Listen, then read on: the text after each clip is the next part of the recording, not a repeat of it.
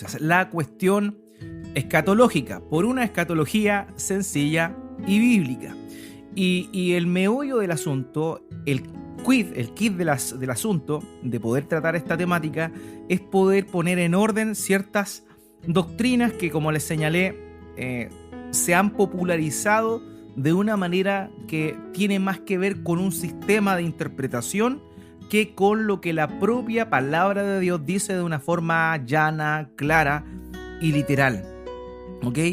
Y por eso es que hemos estado hablando de eso. Señalamos anteriormente que la particularidad del sistema escatológico más popular que la mayoría de las personas o de los cristianos, por lo menos en Latinoamérica, asume, llamado el dispensacionalismo, tiene tres premisas fundamentales. La primera es que utilizan una interpretación bíblica que se llama literal, histórico y gramatical. Hablan mucho de esa interpretación histórico-gramatical. Y en función a eso ya aclaramos cuáles son las premisas que ellos tienen y las rebatimos de alguna manera de acuerdo a cómo debería verse la Biblia realmente, conforme a lo que los propios apóstoles nos enseñaron a interpretar. La regla fundamental de esto es que la Biblia interpreta la Biblia, los pasajes más claros interpretan los oscuros, los pasajes literales interpretan los que son simbólicos y así sucesivamente. Bueno, ya hablamos extendidamente de eso y la semana pasada tocamos la primera parte del segundo punto, que podríamos decir que es la esencia de la escatología más popular llamada el dispensacionalismo, que tiene que ver con un segundo punto que señala que Dios tiene una relación con Israel y Dios tiene una relación con la iglesia de manera separada, de manera distinta. ¿Ya? Y eso es un poco lo que tocamos la semana pasada. Hoy vamos a tocar la segunda parte de esta pregunta. ¿Tiene Dios dos pueblos? Eso es lo que vamos a estar hablando en esta oportunidad. Perfecto. La clase anterior entonces señalamos que una de las propuestas más fuertes de la base de la interpretación del sistema dispensacional es la separación en la interpretación y la separación entre el Israel nacional y la iglesia. Entonces, ¿qué es lo que sucede? La escatología popular divide a ambos grupos en base a la suposición de que los pactos bíblicos, es decir, los pactos que aparecen en la Escritura, los pactos que Dios hace con particularmente Abraham, con Moisés, con David, son pactos distintos uno de los otros, ¿ya? Y no lo toman como que fuera un solo pacto desarrollado progresivamente a lo largo de toda la historia de la redención. Bueno, en la antigüedad así es como lo veían los teólogos. Los teólogos cristianos lo tomaban como un solo pacto revelado progresivamente, es decir, no hay una separación entre el pacto de Abraham, el pacto que Dios hace con Abraham, que el pacto que Dios hace con Moisés. ¿Por qué razón? Súper sencillo, porque el pacto que Dios le da a Moisés lo hace a la descendencia de Abraham. Por tanto, no están separados, no es una relación paralela que Dios establece primero con Abraham y luego con su descendencia. No, es el mismo pacto. Lo mismo sucede con la promesa de un rey que después se le da a David de que uno de sus herederos estaría eternamente en el trono. Entonces, la escatología popular lo que hace es separar estos pactos de alguna manera. Igual hablan de una interconexión entre unos y otros, pero en la práctica lo que hacen es separarlos, ¿ya? Otro elemento importante es que ellos señalan o hacen un énfasis en que el pacto abrahámico, el pacto que Dios hace con Abraham, el cual ya señalamos anteriormente, tenía que ver básicamente con tres cosas: la promesa de una familia numerosa, una descendencia numerosa, la promesa de un territorio vasto que le dice Dios a Abraham que iba a tener que ver con el río Éufrates, el río grande, con el río Nilo. Esa era la franja de tierra que Dios le regaló a Abraham y que él tenía que conquistar. Su descendencia tendría que conquistar posteriormente. Y la tercera parte de la promesa es que él y su familia traerían bendición a todas las familias de la tierra. Esos son los tres elementos que posee básicamente el pacto abrahámico. Ahora, Los hermanos dispensacionalistas señalan que este pacto era incondicional, o sea que Dios le prometió eso a Abraham y no importaba lo que él hiciera, Dios iba a cumplir con eso. Pero nosotros, con hartos argumentos, señalamos que en realidad cada vez que se manifiesta este pacto abrámico, se habla así de un punto condicional, es decir, no era incondicional, era un pacto condicional ¿a qué? Condicional a la obediencia que tenía que tener Abraham y su familia. No era un pacto incondicional entonces, sino un pacto condicional. Ahora, esa visión que tienen ellos de que en realidad el pacto con Abraham sería incondicional es el que les permite concluir que como el día de hoy, por ejemplo, Israel, la nación de Israel, no tiene toda la tierra que Dios le prometió, como ellos lo ven incondicional, significa que Dios se lo va a dar sí o sí. Entonces eso se tiene que cumplir en la nación de Israel. Así lo ven los hermanos dispensacionalistas. Entonces, ¿qué es lo que hacen ellos? Ellos dicen, bueno, no lo tienen ahora, pero lo van a tener en un futuro. ¿Y cuándo va a ser ese futuro? Ellos hablan de un milenio literal, 1000 años literales, luego de la segunda venida de nuestro Señor Jesucristo. ¿Ok? Eso es lo que ellos postulan. Ahora bien, nosotros señalamos que en realidad, el pacto abrahámico no está desconectado del pacto mosaico y también del pacto davídico. Está interconectado, es un pacto progresivo que se llama el pacto de gracia. Y lo otro que señalamos es que en realidad no era un pacto incondicional, sino que en realidad era un pacto condicionado a la obediencia que ellos tenían que tener para que se cumpliese esa promesa. Por esa razón es que cada vez que el pueblo se iba tras otros dioses, ¿qué hacía Dios? Dios los castigaba, Dios los juzgaba, los enemigos los atacaban, los destruían y le iban quitando tierra. Porque la desobediencia generaba que obviamente este pacto que era condicional se viera afectado. Ese es el punto. Ahora, los descendientes de Abraham, hermano, este punto bien importante también, vienen siendo no un trato especial que Dios tiene de elección particular de una sola persona, sino que en realidad Dios toma a Abraham con el propósito de volver a restablecer su relación con la humanidad. No olvidemos que el primero en caer fue Adán. Y Adán no es descendiente de Abraham, Adán representa a la humanidad. Por eso es que se conoce como el representante de la humanidad. En Adán caímos todos, dice el apóstol Pablo a los Romanos, en Romanos capítulo 5. En Adán caímos todos. De manera que la humanidad cayó completamente y lo que hace Dios es poder restablecer la comunión con la humanidad, pero por intermedio de un hombre y de su familia. No es al revés, no es que Dios desprecie a todo el mundo con el fin de enfocarse en una sola familia. No, es Dios, el mundo está totalmente destruido en lo que respecta a su comunión con Dios y Dios elige a un hombre para que por medio de ese hombre todas las naciones de la tierra sean bendecidas. ¿Ya? Así que eso es lo que nosotros señalamos anteriormente.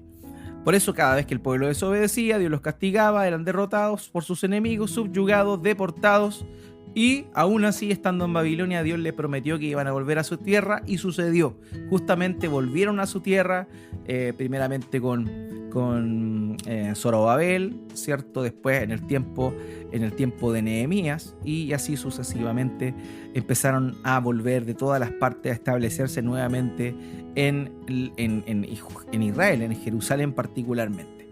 Ahora, ¿qué sucedió? Pasaron varios años de por medio entre que volvieron en el tiempo de Zorobabel hasta que nuestro propio Señor Jesucristo apareció en la escena, llevó a cabo su ministerio y en el año 70 después de Cristo ellos fueron expulsados de la tierra. ¿Por qué? Porque básicamente lo que hicieron fue despreciar a Dios y despreciar a nuestro Señor Jesucristo, despreciar a su Mesías, despreciar al Salvador. Y el último juicio que Dios trajo sobre ellos fue precisamente en el año 70 después de Cristo, con el general Tito, la destrucción completa de la ciudad de Jerusalén y además de ello casi por completo del templo. Lo único que queda del templo es lo que se conoce el día de hoy como el Muro de los Lamentos, que es una muralla bastante exterior del templo que existía en el templo que reacondicionó Herodes.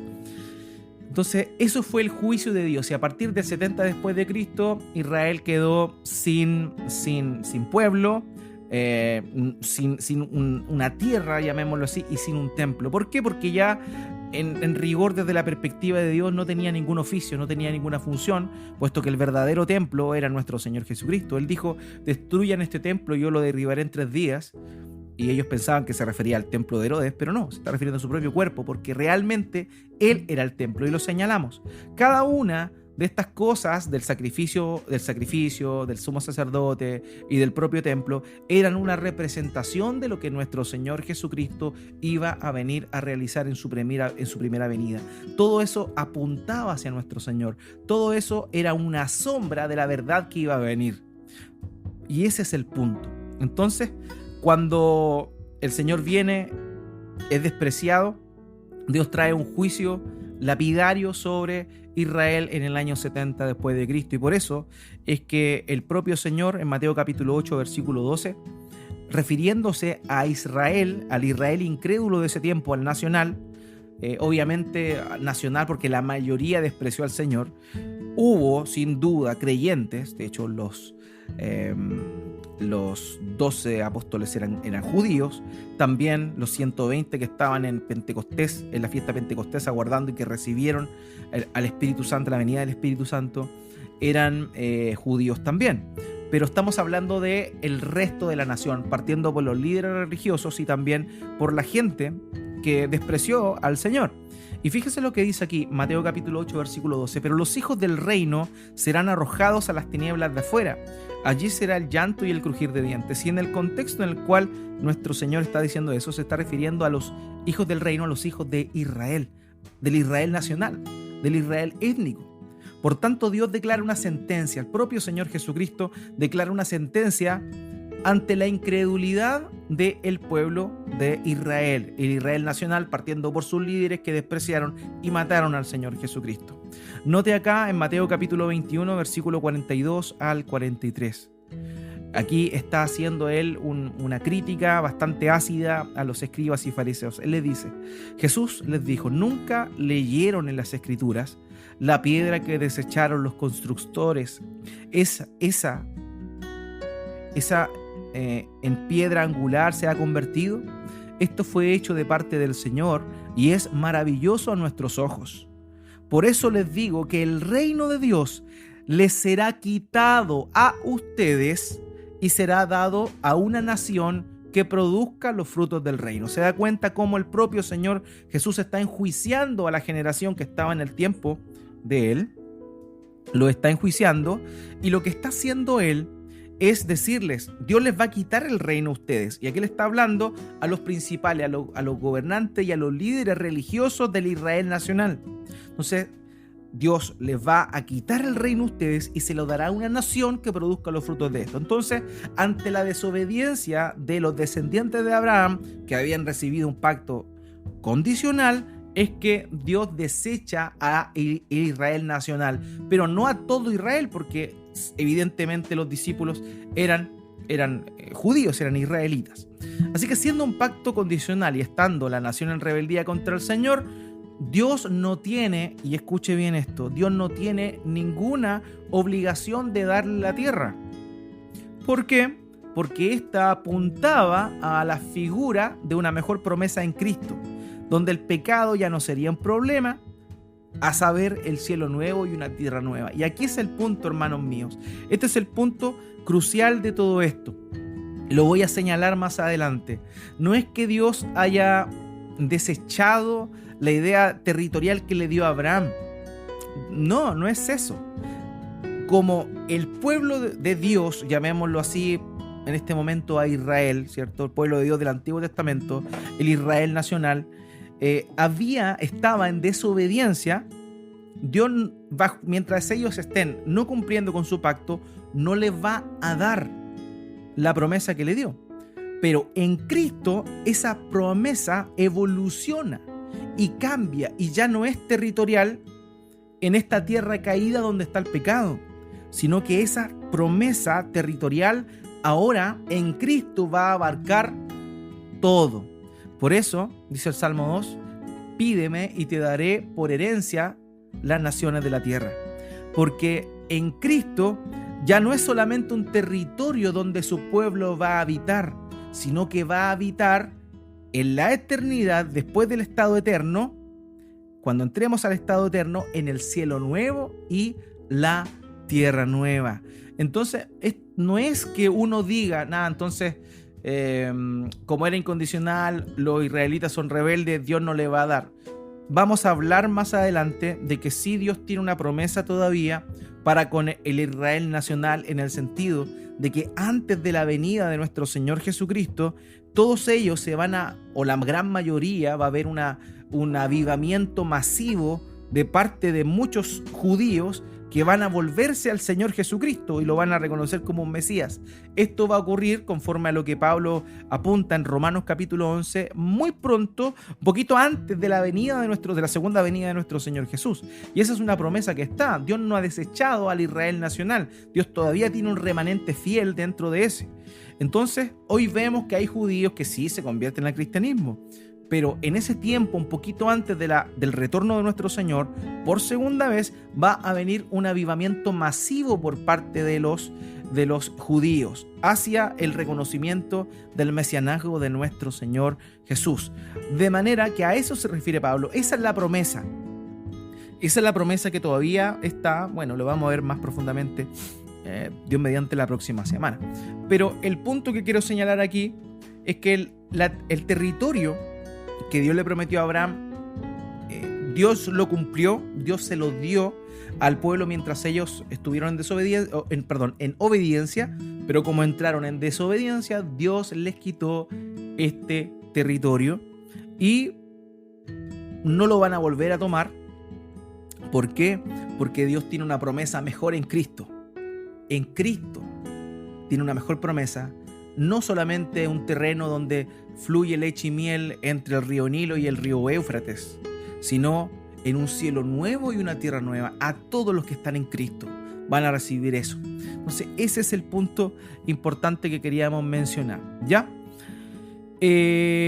Por tanto, el verdadero Israel, hermanos míos, el pueblo de Dios, está constituido en realidad por judíos y gentiles. Y todos estos judíos y gentiles creyentes que tienen en común a nuestro Señor Jesucristo como Salvador, recibirán la promesa eterna de la tierra. Por eso dice Mateo 5:5, bienaventurados los mansos, porque esto heredarán la tierra, refiriéndose no a esa franja de la señalada en el Antiguo Testamento como la tierra donde fluye leche y miel, sino en realidad la tierra, el cielo nuevo y la tierra nueva. A eso está apuntando. Esa es una promesa mucho mejor. Y esa es una promesa que Dios dará específicamente cuando el pecado ya no exista más, cuando la muerte sea vencida. Por eso se habla del estado eterno. Por eso ya no es necesario esperar que Israel vuelva a establecerse como una nación poderosa, como señala la escatología muy popular. ¿Ok? Ahora, otro punto que señalamos la semana pasada en cuanto a lo que la escatología popular, llamado dispensacionalismo, aduce, es que la iglesia, el término iglesia, vendría siendo una novedad.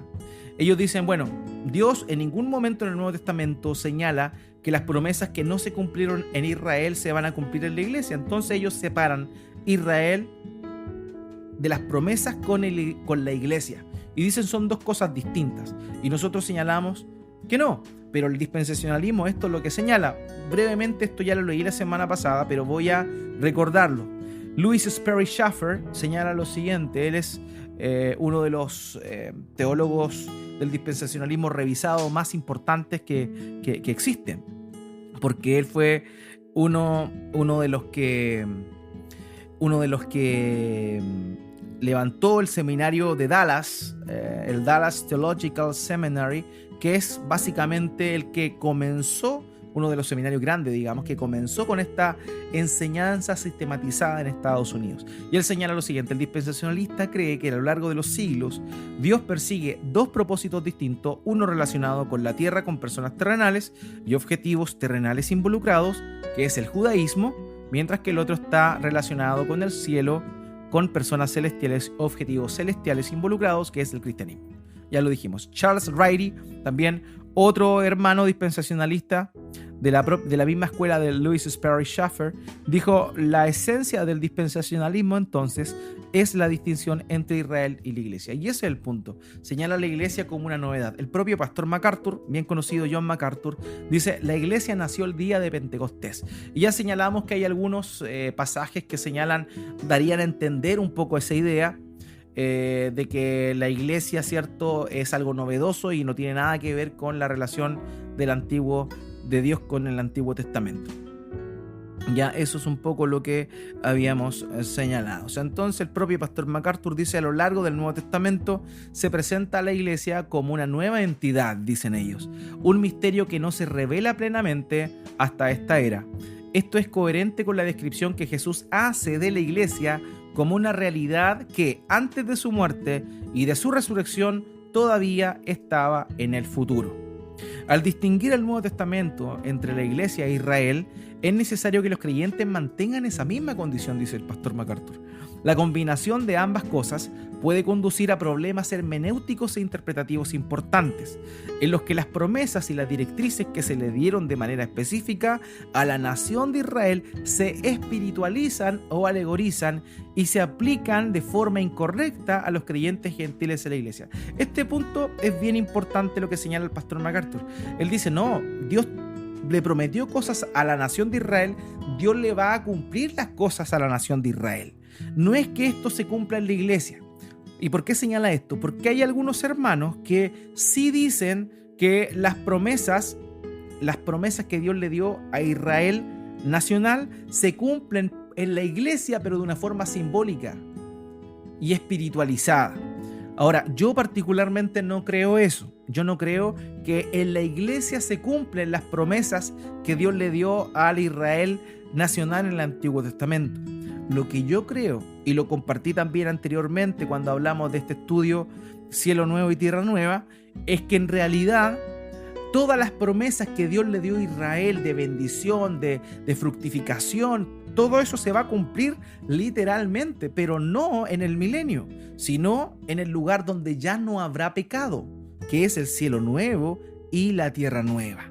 Esa es la postura que yo sostengo. No es que, como ataca el pastor MacArthur, algunos que creen que se espiritualiza y que se cumplen en la iglesia pero de forma simbólica. Yo particularmente no creo en eso. Yo creo que sí se van a cumplir literalmente esas promesas, y mejor aún que esas promesas, porque no olvidemos un punto importante dentro de la forma de interpretar esto, que era que la forma de hablar del Mesías en el Antiguo Testamento utilizaba un lenguaje pre-mesiánico. ¿Por qué? Porque ellos todavía no tenían claridad de lo que iba a suceder. Entonces todos los elementos que ellos conocían antes de la era mesiánica eran lo que ellos apuntaban que iban a suceder en la eternidad, o la eternidad en el futuro, por medio de la venida de nuestro Señor Jesucristo. Así que eso es importante. Entonces, por eso el dispensacionalismo, ya hablé que muchos pastores famosos, entre ellos el pastor MacArthur, creen esto, enseñan esto, y hablan de esa distinción entre Israel y la iglesia.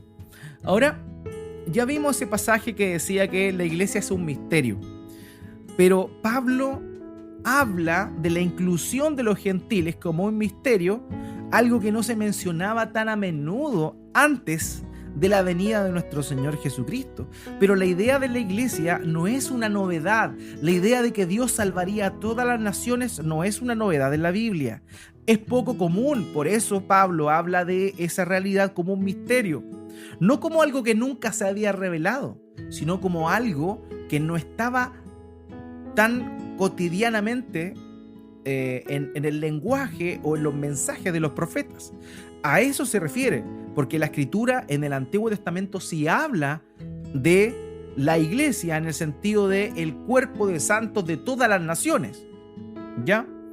En Efesios capítulo 3, versículos 4 al 6, dice esto, mire, en vista de lo cual, leyendo, podrán entender mi comprensión del misterio de Cristo, que en otras generaciones no se dio a conocer a los hijos de los hombres, como ahora ha sido revelado a sus santos apóstoles y profetas por el Espíritu. A saber, que los gentiles son coherederos y miembros del mismo cuerpo, participando igualmente de la promesa en Cristo Jesús mediante el Evangelio. Entonces aquí Pablo habla de que la idea de que los gentiles participen y sean coherederos de la gracia de Dios por intermedio de Jesucristo es una idea que era bastante misteriosa en el Antiguo Testamento y que no se había dado a conocer a los hijos de los hombres como ahora se ha revelado. Y ese es el punto, no es que no se haya revelado, no es que la iglesia en el Antiguo Testamento no se habla de los gentiles como parte del pueblo de Dios. Sí se habla de los gentiles como parte del pueblo de Dios. Lo que no se hace es hablar tan a menudo de esto, pero sí se señala, y vamos a verlo en la Escritura, cómo claramente ocurre. Así que lo que Pablo está diciendo acá es que no se había revelado en el Antiguo Testamento, no se había dado a conocer como ahora se nos ha revelado. ¿Ya? Eso es, se reveló, pero no como ahora, que es claro. Por eso es errado afirmar que la salvación a los gentiles es un misterio absoluto en el Antiguo Testamento, porque no es así. Y que la iglesia es una idea novedosa en la revelación divina. Esto es un error. Los hermanos señalan esto, el dispensacionalismo normalmente señala esto, pero esto es un error porque la propia Biblia en el Antiguo Testamento se habla de la salvación a todas las naciones por intermedio de la descendencia de Abraham. Entonces no podemos decir que la salvación a los gentiles es una novedad. No era muy cotidiano que se hablara de ello, pero sí estaba en el Antiguo Testamento. ¿Por qué? Porque no debemos olvidar una premisa fundamental. El plan de Dios fue salvar a los hombres de todo pueblo, lengua y nación. La promesa de la venida del Mesías, la primera, lo que se conoce como el protoevangelio, que aparece en Génesis capítulo 3, versículo 15, cuando Dios le dice a la serpiente que la simiente de la mujer le pisaría la cabeza a la simiente de la serpiente. Esa es la primera promesa de la venida del Mesías. Y estamos hablando de Génesis capítulo 3. ¿Y a quién se le da esta promesa? A Eva, a Adán. O sea, ellos eran los representantes de la humanidad. Por tanto, la venida del Mesías no era algo que solamente se da por intermedio de Abraham. No, no es solamente por intermedio de Abraham. Es la promesa que se le dio a Adán, de que el descendiente de la mujer, la simiente de la mujer, tendría y le pisaría la cabeza a la simiente de la serpiente. O sea, la promesa de la venida del Mesías no era para los descendientes de Abraham, era para los descendientes de Adán. Pero Dios toma el camino de escoger a un hombre para que por medio de él y su familia bendecir a todas las naciones de la tierra, dándole la posibilidad de volver a tener una comunión con él por intermedio de Cristo nuestro Señor, el Mesías. El plan de Dios siempre fue dar salvación a todo hombre, de todo pueblo, lengua y nación. Siempre fue ese el plan. Génesis 3:15, pondré enemistad entre tú y la mujer, y entre tu simiente y la simiente, y su simiente. Él te herirá en la cabeza y tú lo herirás en el talón. Así de sencillo. Así que en el Antiguo Testamento, si vemos cómo Dios habla de la misericordia que le iba a otorgar a los gentiles. Y nótese esto, por si usted no lo sabe, cuando hablo de gentiles, estamos hablando de todos aquellos que no eran descendientes de Israel. Los israelitas judíos, particularmente en ese tiempo, en el tiempo del Señor, y posteriormente ahora a los judíos, porque a todos se les llama judíos, porque solamente quedaron 3 tribus, los benjaminitas, los levitas y los judíos, propiamente tal, y a todos ellos se les conoce hoy por hoy como judíos. Las otras tribus fueron dispersadas en la deportación que hizo Asiria en el año 722 a.C. A partir de ese momento se perdió el rastro de las otras 10 tribus, ¿ok? Entonces es un punto bien relevante. Ahora bien, a pesar de todo esto, el Antiguo Testamento sí habla de la misericordia de Dios que tendría no solamente con los descendientes de Abraham, sino con todos los gentiles. Por ejemplo, aquí un pasaje, Isaías 60, 1 al 3. Dice: levántate, resplandece, porque ha llegado tu luz, y la gloria del Señor ha amanecido sobre ti. Porque tinieblas cubrirán la tierra, y densa oscuridad los pueblos. Pero sobre ti amanecerá el Señor, y sobre ti aparecerá su gloria, y acudirán las naciones a tu luz, y los reyes al resplandor de tu amanecer. Aquí ya está hablando de que las naciones iban a acudir a la luz de que Dios iba a proyectar por intermedio de su pueblo. Isaías 49:6.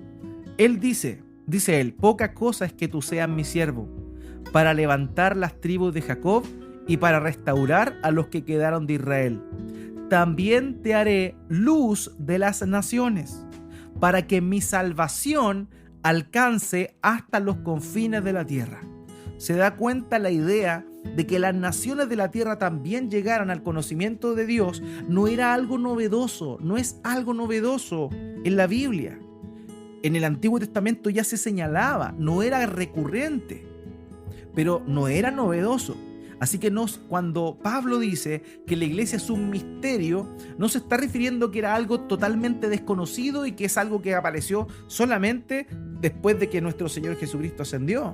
No podemos decir eso, porque el Antiguo Testamento da testimonio de que la idea de Dios salvando a gente de todo pueblo, lengua y nación, incluidos tanto judíos como gentiles, es una idea que siempre ha estado en la Biblia. Isaías 65, 17 al 18. Por tanto, yo creo cielos nuevos y una tierra nueva. Aquí está hablando de una promesa más para el estado eterno. Y no serán recordados las cosas primeras, ni vendrán a la memoria. Pero gócense y regocíjense para siempre en lo que yo voy a crear. Pues voy a crear a Jerusalén para regocijo y a su pueblo para júbilo. Está hablando de crear una nueva Jerusalén, un nuevo pueblo para júbilo. No el que ya estaba, uno nuevo. De manera que esta idea de crear un nuevo pueblo, no solamente en función a lo étnico, ya estaba en el Antiguo Testamento. En Hechos de los Apóstoles podemos ver cómo es que el propio Pedro señala que esta promesa que estaba en Joel se cumple. Y sucederá en los últimos días, dice Dios, que derramaré de mi espíritu sobre toda carne, y sus hijos y sus hijas profetizarán, sus jóvenes verán visiones y sus ancianos soñarán sueños. Esto que está hablando aquí se cumplió justamente en la fiesta de Pentecostés, donde todos aquellos que estaban reunidos ahí recibieron el derramamiento del Espíritu Santo. Pero no solamente sucedió ahí, también sucede hasta el día de hoy, permitiendo que el Espíritu Santo esté en nuestras vidas. Por tanto, esto es tan relevante, amados. Pedro está citando Joel del Antiguo Testamento, hablando de que Dios iba a derramar de su Espíritu sobre toda carne. Salmo 22, 27 al 28. Todos los términos de la tierra se acordarán y se volverán al Señor, y todas las familias de las naciones adorarán delante de ti, porque del Señor es el reino y Él gobierna las naciones. Entonces, amados, vuelvo a insistir, la idea de que Dios salva a judíos y a gentiles no es una novedad. La idea de la iglesia no es nueva. La iglesia no comienza a partir de Hechos capítulo 2.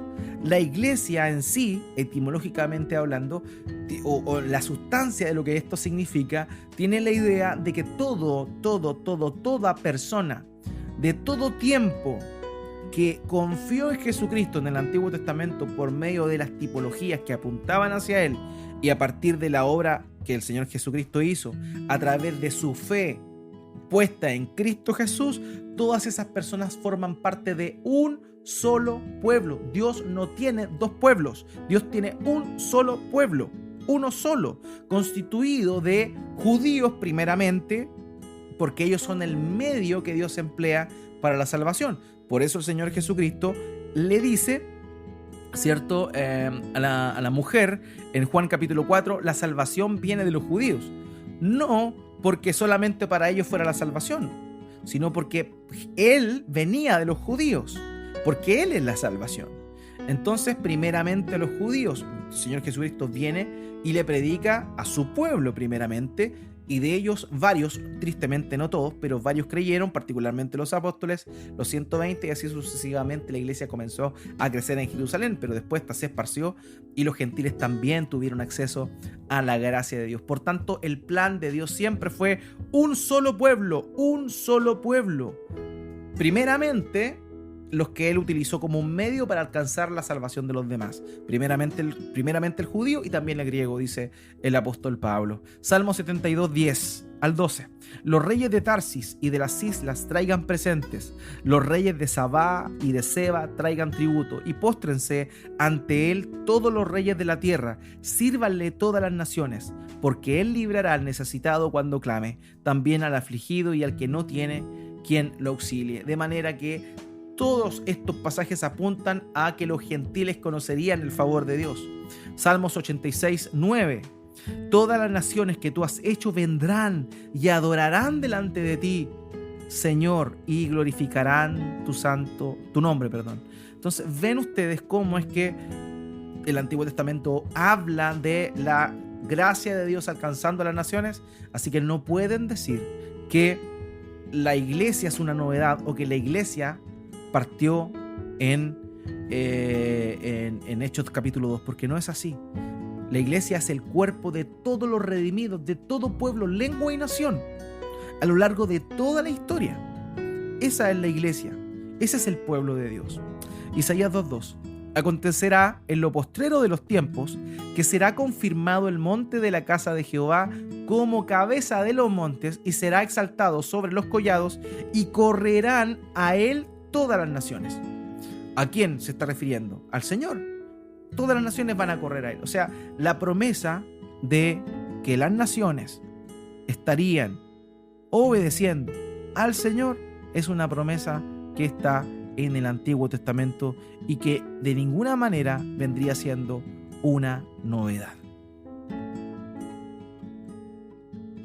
Ok, continuamos entonces. Perfecto, Isaías 2:2. Isaías 66, 18, por si faltan versículos. Pero yo conozco sus obras y sus pensamientos. Llegará el tiempo de juntar a todas las naciones y lenguas, y vendrán y verán mi gloria. O sea, siempre fue el plan de Dios, todas las naciones. Isaías 66, 18. Así que, en contraposición a estos puntos que señalan los hermanos dispensacionalistas, esta visión escatológica que es la más popular, la iglesia cristiana a lo largo de los siglos entendieron, ¿cierto?, que esta era una revelación progresiva, de que todos los pactos están en común acuerdo y que el propósito de Dios fue siempre salvar a toda la humanidad, que el llamamiento de Abraham cumple el propósito de bendecir a todas las naciones de la tierra. Abraham solo era el medio para llevar a cabo el propósito de Dios. Génesis 12, 1 al 3. Esta es la primera vez que Dios le habla a Abraham. Y lo primero que dice es su misión como un puente para que todas las naciones reciban bendición. Y el Señor dijo a Abraham: vete de tu tierra, de entre tus parientes y de la casa de tu padre a la tierra que yo te mostraré. Haré de ti una nación grande y te bendeciré. Engrandeceré tu nombre y serás bendición. Bendeciré a los que te bendigan y al que te maldiga maldeciré. En ti serán benditas todas las familias de la tierra. O sea, siempre el propósito de Dios fue bendecir a Abraham, hacer un pacto con él para traer bendición a todas las naciones de la tierra. De manera que un solo pueblo, hermanos, un solo pueblo. No hay dos pueblos. Dios no tiene una relación con el Israel nacional y otra relación distinta con la iglesia. Siempre fue un solo pueblo. El punto es que Dios siempre buscó dentro del Israel nacional a los que eran crédulos, a los creyentes. Fíjese lo que Pablo va a describir en Romanos capítulo 4, versículos 16 al 18. Dice: por eso es por fe, para que esté de acuerdo con la gracia, a fin de que la promesa sea firme para toda la posteridad, no solo a los que son de la ley. ¿Quiénes son los de la ley? Judíos. Sino también a los que son de la fe de Abraham. O sea, aquí está diciendo que la promesa era para la posteridad de Abraham, no solo para aquellos que venían del linaje de Abraham, los que eran de la ley, sino aquellos que eran hijos o descendientes de Abraham por medio de la fe. Como está escrito, te he hecho padre de muchas naciones, delante de aquel en quien creyó, es decir, Dios, que da vida a los muertos y llama a las cosas que no son como si fueran. Abraham creyó en esperanza, contra esperanza, a fin de llegar a ser padre de muchas naciones. ¿Se da cuenta? Lo que Pablo está diciendo acá, ¿a quién se lo está diciendo? A los romanos. ¿Quiénes eran los romanos? Gentiles, gente que vivía en Roma, gente que había nacido en Roma, que no era judía. Está diciendo eso. Y le está diciendo que Abraham creyó a fin de llegar a ser padre de muchas naciones, conforme a lo que se le había dicho. Así será tu descendencia. O sea, Pablo le está diciendo a los hermanos de Roma que ellos, por medio de la fe, están recibiendo las promesas que Dios le dio a Abraham. Entonces, las promesas que Dios le dio a Abraham nunca fueron para su linaje. Y eso está claro. Ismael no recibió las promesas que Dios le dio a Abraham, siendo de su sangre. No, porque no depende de la sangre, depende de la elección. Entonces, ese es el punto. Todas las naciones, por intermedio de Cristo, vienen a recibir las promesas que Dios le dio a Abraham. Por eso Pablo le está diciendo a los romanos aquí que ellos vendrían siendo descendientes de Abraham por medio de la fe, aunque por medio de sangre no. Así que, aunque los hermanos dispensacionalistas hacen esta distinción separando los pactos, el testimonio del Nuevo Testamento es que Dios siempre mostró un solo gran pacto, un pacto que se conoce como el pacto de gracia, pero desde distintas aristas, que fue progresivamente abriéndose y manifestándose.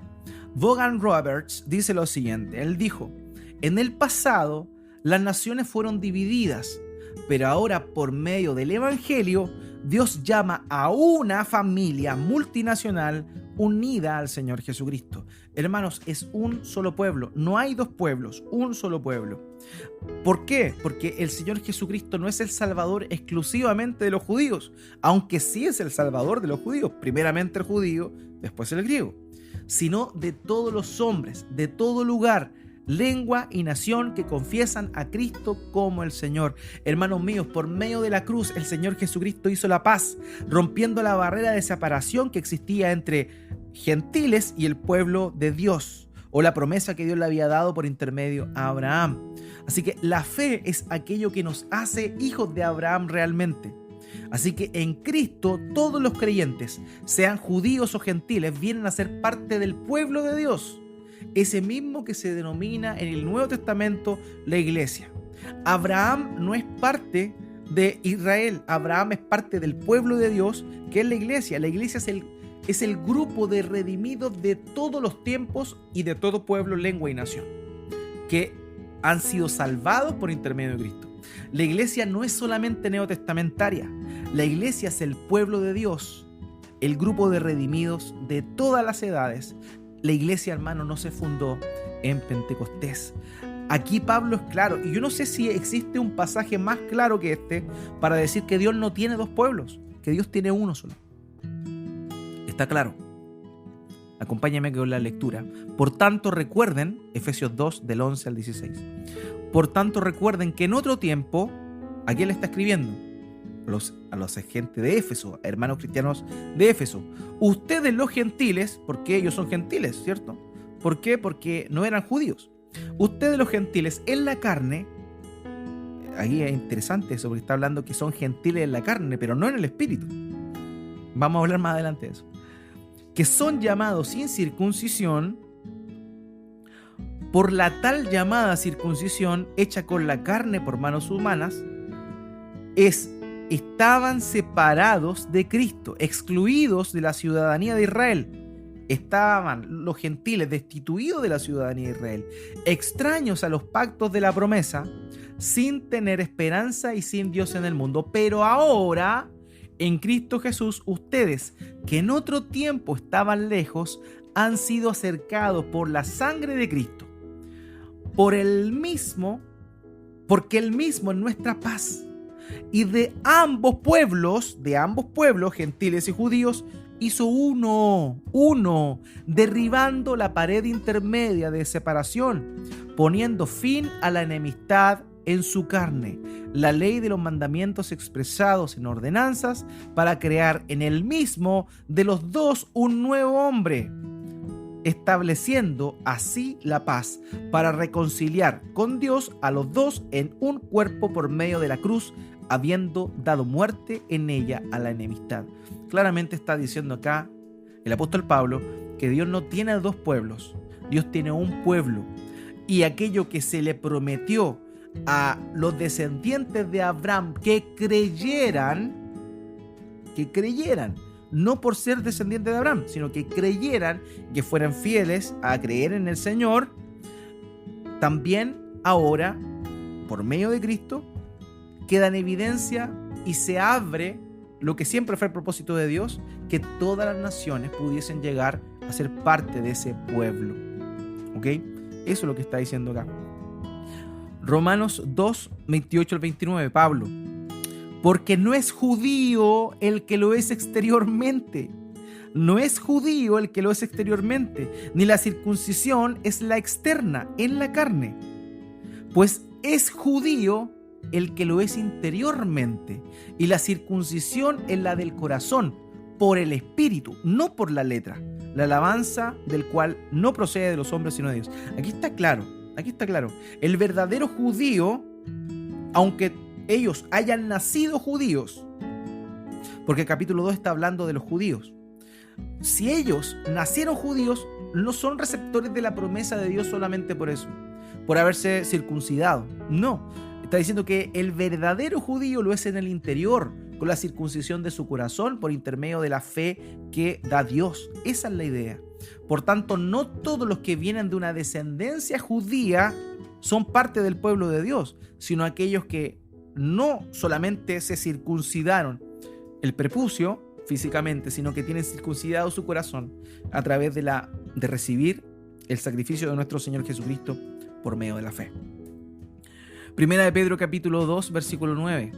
Pedro le está escribiendo aquí es bien interesante esto, le está escribiendo a hermanos gentiles. Esta es una epístola universal, ¿ya? Pero fíjese lo que dice.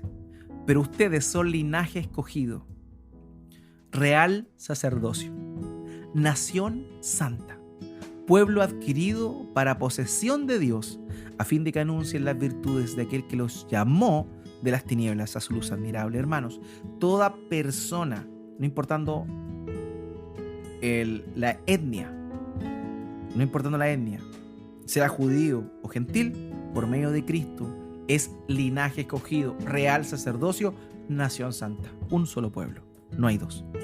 Romanos 9, del 6 al 8.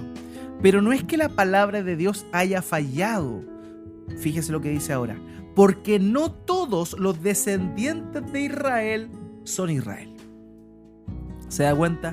No todos los descendientes de Israel son Israel. Ni son todos los hijos por ser descendientes de Abraham, sino que por Isaac será llamada tu descendencia.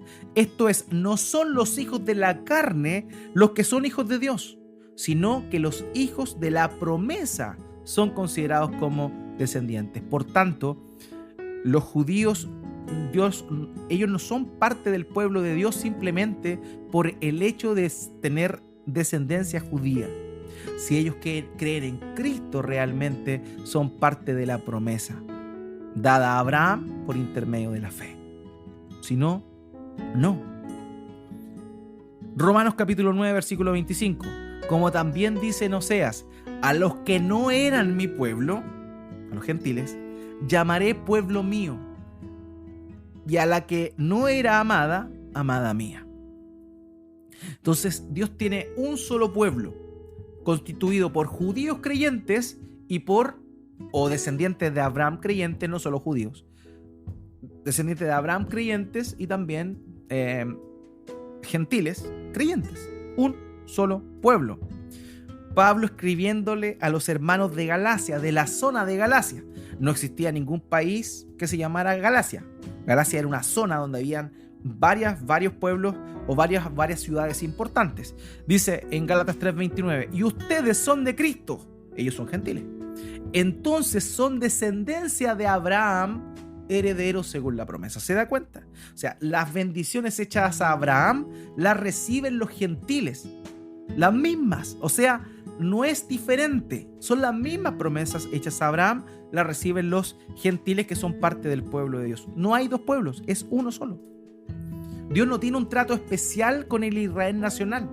Sin duda ha tenido misericordia y la extenderá hasta que, poquito antes de la segunda venida de nuestro Señor Jesucristo, masivamente judíos se vuelvan y reconozcan a Cristo como el Mesías.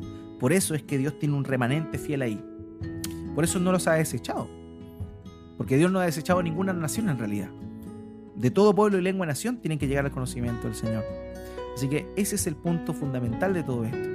Por eso es que Israel va a seguir existiendo y Dios va a seguir manifestando su misericordia, porque tiene que cumplirse eso, que antes de la venida de nuestro Señor, masivamente Israel reconocerá al Señor como Mesías.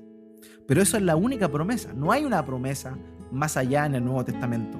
Si alguien encuentra un pasaje en el Nuevo Testamento que hable de que la nación de Israel va a recibir una promesa en el milenio, que me muestre el pasaje, yo feliz, me retracto todo lo que he dicho, pero no hay nada que diga eso. Efesios 3:6, a saber que los gentiles son coherederos y miembros del mismo cuerpo, participando igualmente de la promesa en Cristo Jesús mediante el Evangelio. Los gentiles son coherederos del mismo cuerpo, uno solo. Judíos, descendientes de Abraham, gentiles, por medio de Cristo, un solo pueblo. Entonces, debemos entender que las promesas siempre han sido para todas las personas del mundo por medio de la fe en Cristo. En el Antiguo Testamento Dios reveló esto a la nación de Israel, y a todos aquellos que fueron fieles al Señor son parte del pueblo de Dios. No por consanguinidad, sino por la fe. Este pueblo es llamado en el Nuevo Testamento la iglesia. La iglesia es el cuerpo, lo vuelvo a repetir, disculpen que sea majadero, pero es para que se entienda. Es el cuerpo de los redimidos de todas las eras, de todos los tiempos, de todo pueblo, lengua y nación. Sam Storms dice lo siguiente: la iglesia de la era presente es simplemente la continuación y maduración del resto creyente de Israel. Es decir, los discípulos y todos los demás que recibieron a Jesús como el Mesías.